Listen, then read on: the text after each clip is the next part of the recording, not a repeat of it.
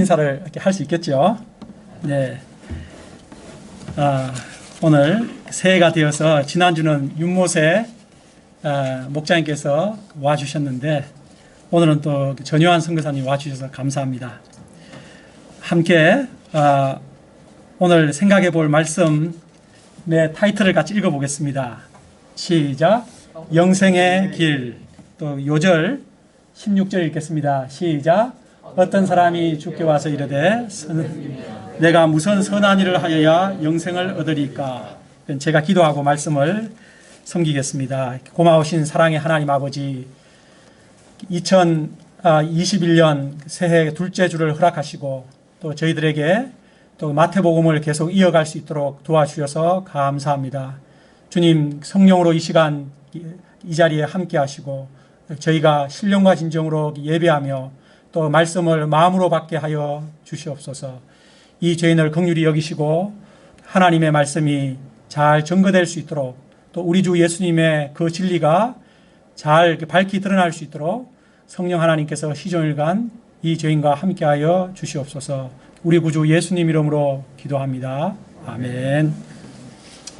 예, 오늘 말씀은 영생을 얻고자 나온 청년에게 영생의 길을 가르쳐 주신 내용입니다. 이 시간 예수님께서 가르쳐 주시는 영생의 길을 잘 배우고 우리 모두 영생의 복된 길을 갈 수 있기를 기도합니다. 함께 16절을 읽겠습니다. 시작. 어떤 사람이 주께 와서 이르되 선생님이여 내가 무슨 선한 일을 하여야 영생을 얻으리까.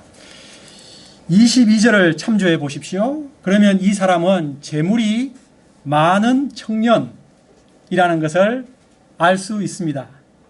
청년인데 어떻게 벌써 재물이 많을까요? 대체로 부모님으로부터 큰 유산을 물려받았다고 생각합니다. 이제 요즘 같은 시절은 이제 청년이라도 벤처 대박이 나서 큰 부자가 되는 경우가 있긴 하죠. 또 누가복음을 참조해 볼 때 이 사람은 관원이라고 되어 있습니다. 그리고 그는 오늘 말씀해 보면 10계명의 계명들을 자기가 잘 지켜왔다라고 말하는 거 볼 때 상당히 도덕적으로도 바르게 살아온 모범 청년이었습니다. 부자이면서도 관원이면서 도덕적으로도 흠결이 없는 사람. 이 정도로 하면 한마디로 최고의 인간 조건을 가진 사람입니다. 그런데 그에게 한 가지 고통이 있었습니다. 그 고통은 영생에 대한 확신이 없다는 것입니다. 모든 것이 다 있는데 영생이 없다. 곧 구원에 대한 확신이 없다는 것입니다. 마치 그는 요한복음 3장에 나오는 니고데모와 같이 모든 것을 갖춘 완벽한 사람이었지만 죽음만 생각하면 두려움과 허무가 밀려왔고 자신이 구원을 받았다. 나는 천국에 들어간다는 확신이 없었습니다. 이에 그는 예수님께 나와 간절히 마가복음에 보면 무릎을 꿇고 예수님께 물었다고 했습니다. 선생님이여, 내가 무슨 선한 일을 하여야 영생을 얻으리까? 이 청년의 질문 속에서 우리는 이 청년의 생각을 알 수가 있습니다. 그것은 영생을 얻으려면 무슨 선한 일을 해야 합니까? 라는 생각입니다. 선한 일, 착한 일 하면 천국에 간다. 이러한 구원가는 이 청년뿐만 아니라 많은 사람들의 동서고금 자고 이래로 보편적인 생각이었습니다. 선한 일을 하여 영생을 얻고자 하는 이 청년에게 예수님은 무엇이라고 말씀하십니까? 17절입니다. 예수께서 이르시되 어찌하여 선한 일을 내게 묻느냐?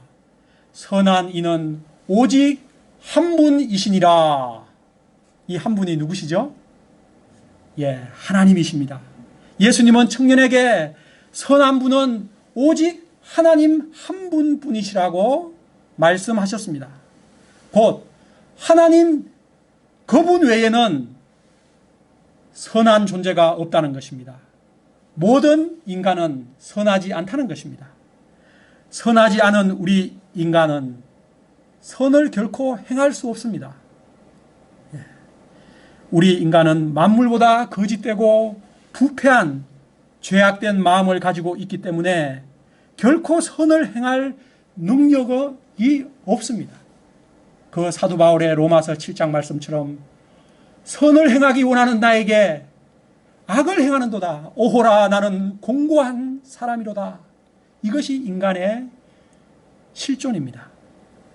인간이 스스로 선행을 행함으로써 영생을 얻고자 하는 것은 마치 스스로 헤엄을 쳐서 태평양을 건너 미국 로스앤젤레스에 도착하고자 하는 것과 같은 것입니다. 그러므로 우리는 스스로의 선행으로 영생을 얻고자 하는 생각, 노력을 멈추어야 합니다. 그리고 오직 하나님만을 바라보며 하나님의 도우심을 의지해야 합니다. 하나님을 바라보는 것은 하나님께서 마련하신 여객선을 타고 미국으로 가는 것과 같은 이치입니다. 여러분, 이 여객선의 선장은 바로 예수 그리스도이십니다. 그 여객선을 타면 태평양을 건너 LA에 안전하게 도착하는 것과 같은 이치입니다. 선행을 통해서 영생을 얻고자 하는 것이 잘못임을 청년에게 가르쳐 주신 예수님은 그에게 내가 생명에 들어가려면 계명을 지키라 하셨습니다. 계명을 지키라는 말에 그는 당장 어느 계명이오니까 무슨 자기가 모르는 신기한 무슨 그 영생 얻는 계명 그런 것이 있는 줄 생각하였습니다. 그런데 예수님은 10계명, 5계명부터 9계명까지를 말씀하셨습니다. 18, 19절 읽겠습니다. 시작. 이러시되 어느 계명이오니까 예수께서 이러시되 살인하지 말라, 간음하지 말라, 도둑질하지 말라, 거짓 증언하지 말라, 내 부모를 공경하라, 내 이웃을 내 자신과 같이 사랑하라 하신 것이니라. 이 말씀들은 이 청년이 익히 알고 있었던 10계명의 후반부, 내 이웃을 내 몸같이 사랑하라, 그 계명이었습니다. 그런데 이 청년의 당당한 대답이 무엇입니까? 이 모든 것을 내가 지켰사온데 아직도 무엇이 부족하니까? 뭐 특별한 걸 좀 말씀해 주세요. 이건 나 다 지킨 거라는 거예요. 여러분, 과연 이 청년이 그 자신의 그 당당한 말처럼 이 이웃사랑의 계명을 다 잘 지켰을까요? 아마도 그는 문자적으로는 잘 지켰을 것입니다. 그와 같은 모범 청년이 살인을 했을 리 없고 간음을 했을 리 없습니다. 그러나 우리가 이미 산상순에서 배웠듯이 형제를 미워하고 욕하는 것도 살인이며 마음으로 음욕을 품는 것도 간음입니다. 하나님이 우리에게 원하시는 것은 율법을 문자적 수준에서 지키는 것이 아니라 율법의 근본 정신을 따라 지키는 것입니다. 율법을 문자적 수준에서 피상적으로 지킬 때 그 청년의 마음에는 전혀 영생의 기쁨이나 확신이란 없었습니다. 왜 사람들이 영생의 구원의 그 기쁨이 없는지 잘 보여줍니다. 이제 예수님은 청년에게 영생의 길을 분명히 제시해 주십니다. 우리 21절을 읽겠습니다. 시작. 예수께서 이르시되 내가 온전하고자 할진대 내 소유를 팔아 가난한 자들에게 주라. 그리하면 하늘에서 보화가 내게 있으리라. 그리고 와서 나를 따르라 하시니, 예수님께서 제시하신 영생의 길은, 이 청년에게 제시하신 영생의 길은 크게 두 가지라고 볼 수 있죠.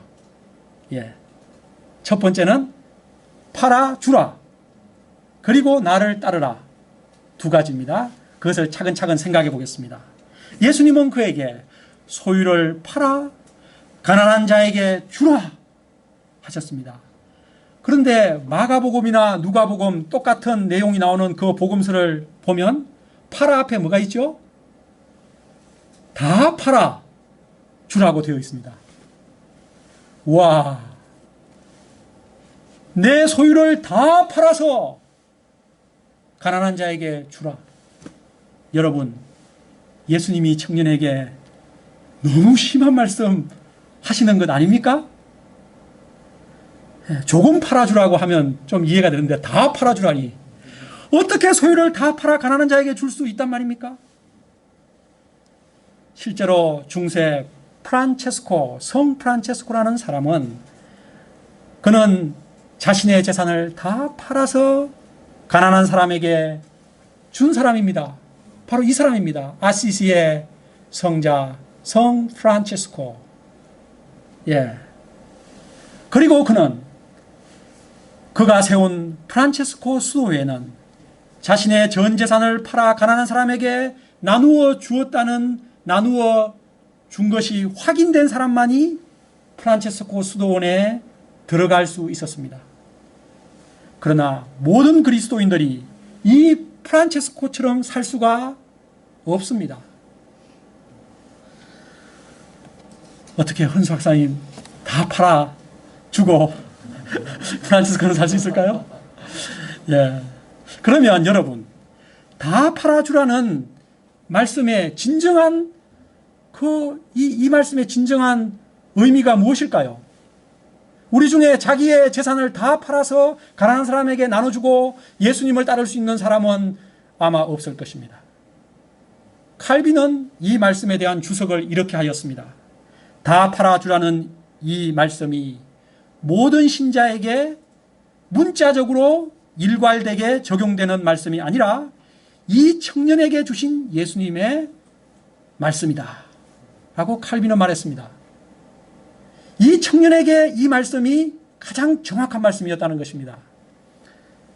예수님은 청년의 내면을 정확히 꿰뚫어 보시고 가장 정확하게 도와주시는 지혜의 스승이십니다.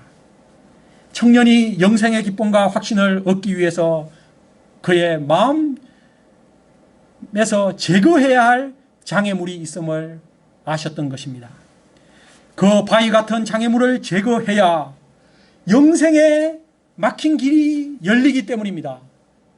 바위가 동굴을 꽉 막고 있듯이 그 사람의 마음을 꽉 막고 있는 그 바위 덩어리를 예수님이 아시고 그것을 치워주는 말씀을 하신 것입니다.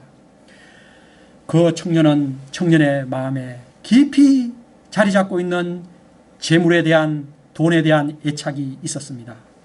현재 청년의 마음 첫자리에는 재물이 있었습니다. 그것이 첫자리에 있었습니다. 예수님께서 마태복음 6장 24절에서 하신 말씀, 한 사람이 두 주인을 섬기지 못할 것이니 혹 이를 미워하고 저를 사랑하거나 혹 이를 중히 여기고 저를 경히 여김이라. 너희가 하나님과 재물을 겸하여 섬기지 못하느니라 하신 그 말씀이 이 청년에게 정확하게 해당되었습니다. 이 부자 청년은 하나님보다 재물을 더 섬기고 있었던 것입니다. 나 외에 다른 신을 내게 두지 말라 하신 10계명 제1계명부터 그는 지키지 않고 있었던 것입니다. 마음 중심에 하나님보다 더 사랑하는 무언가를 내려놓기 전까지는 결코 영생을 얻을 수 없습니다. 예수님의 말씀이 청년의 마음 중심을 꿰뚫었습니다.